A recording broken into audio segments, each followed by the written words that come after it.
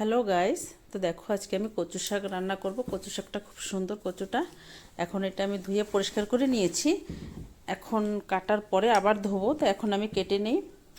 কাটার আগে একটু সুন্দর করে ধুয়ে নিতে হয়, মাটির জিনিস তো। কাটার আগে পরিষ্কার করে ধুয়ে নিয়ে তারপরে আবার কাটার পরে আবার ধুয়ে নেব। তো এখন কাটা আরম্ভ করেছি, খোসাগুলো ফেলে তারপরে কচু শাকটা কাটবো। কচু শাক আমরা নানান প্রকার করে খাই, মাছের মাথা দিয়ে, চিংড়ি মাছ দিয়ে, নারকেল দিয়ে, আর এদিকে হচ্ছে চানা ডাল দিয়েও করে খাওয়া যায়। তা আজকে আমি মাছের মাথা দিয়ে করব। তার জন্য এখন কচু শাকটা পরিষ্কার করে ধুয়ে কেটে নিই, কেটে তারপর রান্নাটা বসাবো।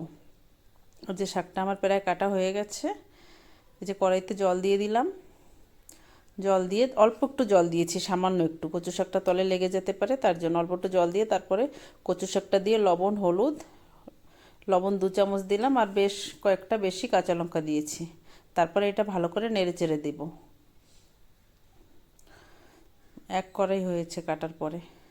কচু শাকটা খেতে ভীষণ ভালো লাগে, বাঙালিরা তো ভীষণ প্রিয় খাবার বাঙালিদের। কচু শাক মানে এরকম কোনো বাঙালি নেই যে সে খায় না।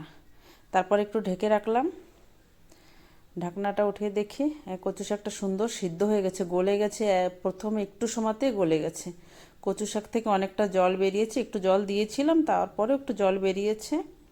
জলটা পুরো শুকায় যাবে ভাজা করতে করতে। এরকম করে নাড়াচাড়া দেব, আর একটু সময় ঢেকে রাখবো। আবার ঢেকে রেখেছিলাম, ঢাকনাটা উঠে নাড়াচাড়া দিয়ে দিই। জলটা প্রায় শুকিয়ে গেছে, এখন আর জল নেই, এখন ভাজা হবে। এইভাবে নাড়াচাড়া করে দেব। এই যে ভাজা ভাজা মানে সিদ্ধটা হয়েছে।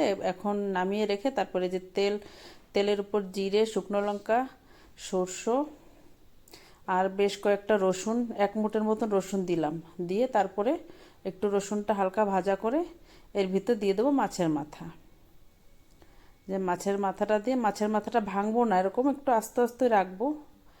ভাঙে গুঁড়া করে দিলে শাকের সবার মুখে মুখে লাগবে, একটু সবাই বিরক্ত হবে। তার জন্য এরকম নাড়াচাড়া দিয়ে এরকম হালকা ভেজে নেব, আস্তই ভেজে নেব। ভেজে নিয়ে এই যে ভাজা হয়ে গেছে। এখন এই যে কচু শাকটা যে সিদ্ধ করে রেখেছিলাম, সে কচু শাকটা দিয়ে দিলাম। দিয়ে এখন এটা ধীরে ধীরে কিছু সময় ভেজে নেব। জলটা পুরো শুকিয়ে যাবে সেরকম করে ভেজে নেব। খেতে না ভীষণ ভালো হয়েছিল কচু শাকটা। এইভাবে কচু শাক রান্না করে খেয়ে দেখো, ভীষণ ভালো লাগবে। আর এখন কচু শাকটা ভীষণ মিষ্টি খেতে, আর কচু শাক একটু চিনি দিলে আরও একটু ভালো লাগে। আমি সামান্য একটু চিনি দিয়েছি, চিনি দিয়ে আর কিছু সময় ভেজে নিচ্ছি। অল্প টাইম আর ভাজা করে নেব। এখন প্রায় হয়ে আসছে কচু শাকটা। এই যে দেখো জল টল শুকিয়ে পুরা রান্নাটা হয়ে গেছে। এই যে দেখো কত সুন্দর হয়েছে। ভিডিওটা ভালো লাগলে একটা লাইক, কমেন্ট, শেয়ার করে দিও। এখন নামিয়ে রাখবো।